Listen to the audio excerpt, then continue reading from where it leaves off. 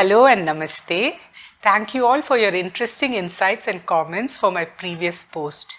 I got some really interesting responses to my question about Neo. Some of you are very close to the right answer. Let me tell you what I think Neo represents from a Vedantic point of view. As I was watching Neo's character unfold, I could recall specific verses from the Upanishads. What is the first thing we know about Neo? He is a hacker. So what does a computer hacker do? He does not take things at face value. He delves deeper into its code. He tries to find loopholes in it. Hence, his knowledge about the system is deep and he is able to access areas which other people do not access. Secondly, a hacker is also a rule breaker. He does not blindly abide by the rules of the world. Because Neo examines this world and looks at it with critical eyes, he knows something is wrong with it. He's looking for someone who will give him the answers. The way this story develops, with Neo realizing that there is something wrong with the world and then being led to a mentor who frees him from the matrix, is a close reproduction of this Vedantic verse from Mundaka Upanishad. Incidentally, it is the first Upanishad I learnt, so it is very dear to me. Pariksha lokan karmachitan brahmano nirveda maya nashchakrita kritena tad vijnanartam sa gurumeva bigachet samit panis shrotriyam brahmanishtam. It talks about how a person gets liberation. He begins by examining the world and realizing that something is not all right with it. As he keeps examining the world, he is disillusioned by it. He desperately seeks answers to his questions. Then he approaches a proficient teacher who shows him that this world is an illusion and frees him from it. The key word in this verse is pariksha lokan. We are all familiar with this word pariksha. It means examination. Pariksha lokan means someone who examines the world deeply and thoroughly, just like a hacker. Another important criteria for a seeker is that his quest for answers must be all-encompassing. He should be desperate for answers, not just mildly interested. Only then he can be liberated. Because the process of liberation is hard and difficult. Unless you are really motivated, you will not undertake this journey.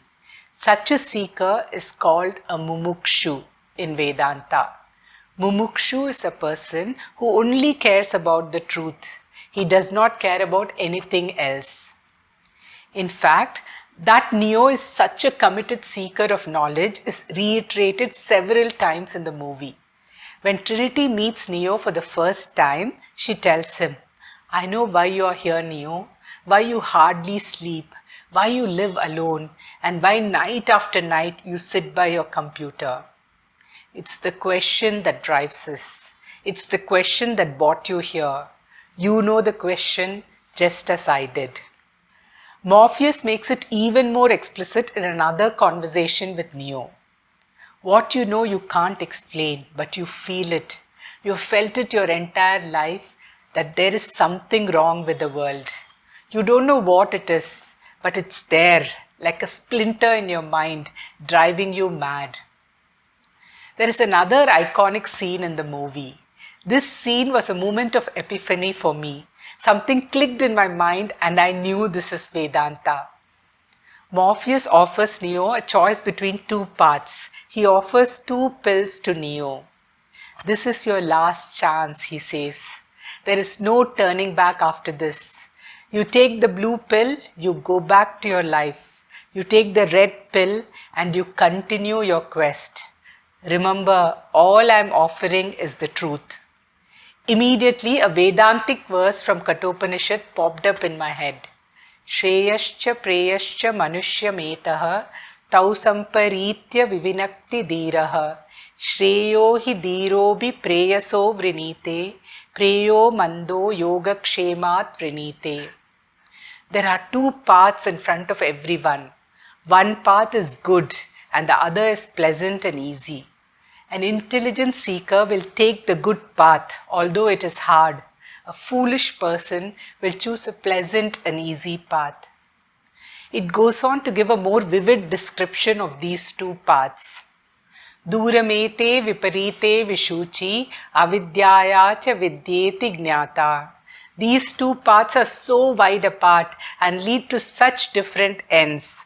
One leads you to ignorance and the other to knowledge. Perhaps the most significant phrase that Morpheus uses when he speaks to Neo is this. He keeps telling Neo, "You are the one. You are the one." This sentence is not only a direct quote from Vedanta, but it is a very special and significant sentence. In Vedanta, there are sentences which are called Mahavakyas or great proclamations. These occupy a very special place in Vedanta because they reveal the truth about our real nature. In the whole of Vedanta, there are 4 famous Mahavakyas, and one of them is Tattvamasi, which translates to, can you take a guess? You cannot make this up. Tattvamasi means you are the one. You are the one. Neo is a seeker of self-knowledge. In Vedanta, such a person is called mumukshu, a person who understands the limitations of this world and is desperately seeking answers.